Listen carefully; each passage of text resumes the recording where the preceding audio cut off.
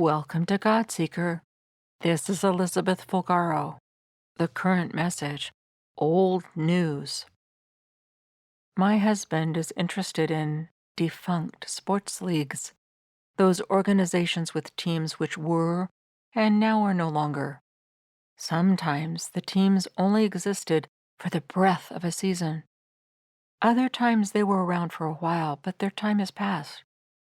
He has also written several books around this topic. Some years ago, I was helping him do research for one such project. There had been a professional bowling league called the National Bowling League, or NBL, which was developing around the time of the PBA. But instead of individual to individual competition, this bowling league modeled itself on the structure of other major sports. Professional bowlers were drafted onto teams nationwide in 10 different cities. They had matching uniforms and matching gear emblazoned with the team colors and logos, and traveled together to compete in especially built bowling stadiums. An innovative scoring method was developed to accommodate the novel team play model. It was the onset of the 1960s. The league lasted 1 year, with very few of the 10 teams even surviving financially until the end of that season. In order to capture the history of this long-forgotten league, my husband needed to access all of the news articles in all 10 cities from the birth of the idea for this league until its demise. But this was the pre-internet era, so we ordered microfiche from the main libraries in the team's cities and then pursued the tedious work of going through every issue of every newspaper for about 3 years in pursuit of every article in all 10 of the cities. As you can imagine, in looking for articles relevant to our research, we also saw a lot of other headlines. Just think how many thousands of articles I had to scan looking for the articles I needed. The articles in the National Bowling League were not always on the sports pages. This meant all the pages from each day's issue had to be scanned in order not to miss any news about these teams. Hours and hours and hours of scanning. With every perusal, I was glancing through articles on the most pressing issues of the day. These newspapers were covering all the issues people were worried about, or that the editors thought their readers should be worried about. Everything the newspapers believed the people ought to know. Consider how many headlines come across today.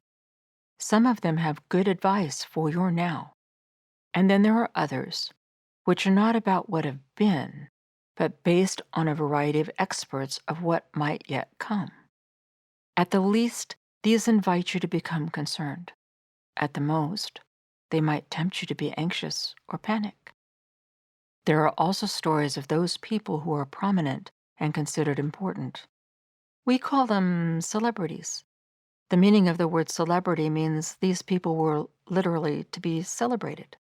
So, of course, the local newspapers had large photos with bolded captions and broad stories covering the activities of these people, as if they were important, as if the information about them were vital. However, when I looked at their faces, I rarely recognized any of them. Perhaps a U.S. president or other world leader, but the rest of these were no longer known. It had been 50 years. Whatever these people had done or supposedly achieved had not extended beyond their natural lifetimes. This did not mean their lives had not mattered. Quite the contrary, every life matters and adds to the tapestry of the history of humanity and the effect we have on one another. What hit me the most in the review of all these newspaper stories was to realize that that which we think is most important, or that we should be most worried about, isn't perhaps the most important thing. It is the human obsession for the moment. It is what people are talking about now. But it will become old news. And with hindsight, the priority it had been given might be found to be misplaced. Thus, regarding all the news swirling around us today, is it worthy of this much attention? Or should we, could we, choose to be aware of what's going on without becoming caught up in it? Could we acknowledge what's happening without making it all we can think about or worry about? What would happen if we gave the news its place without allowing it to affect us as much, especially negatively? What would happen if instead our focus became listening for God, tuning out some of the excess of this other noise so we could hear Him better, so we would know what He wanted us each to do to have His God effect? How would the world change for the better, and how would this positively affect every generation to come? Where are we putting emphasis, value, and worry today, which, when seen from the expanse of God's eternal view, is not worthy of worry, concern, or so much attention at all? Let's finish with some words from Jesus found in the Bible. These are taken from the book of Matthew, chapter 6, verses 25 through 27. Therefore, I tell you, stop being perpetually uneasy, anxious, and worried about your life, what you shall eat, or what you shall drink, or about your body, what you shall put on.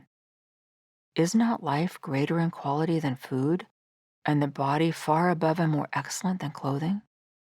Look at the birds of the air. They neither sow nor reap nor gather into barns, and yet your heavenly Father keeps feeding them. Are you not worth much more than they? And who of you, by worrying and being anxious, can add 1 unit of measure to his stature or to the span of his life? Listen to the song, We Lay It Down, from the Ascend and Worship album. You can find the song We Lay It Down on my YouTube channel, various streaming services, and always on CD. Thank you for listening. God Seeker Messages are sponsored by Eagle's Nest Foundation.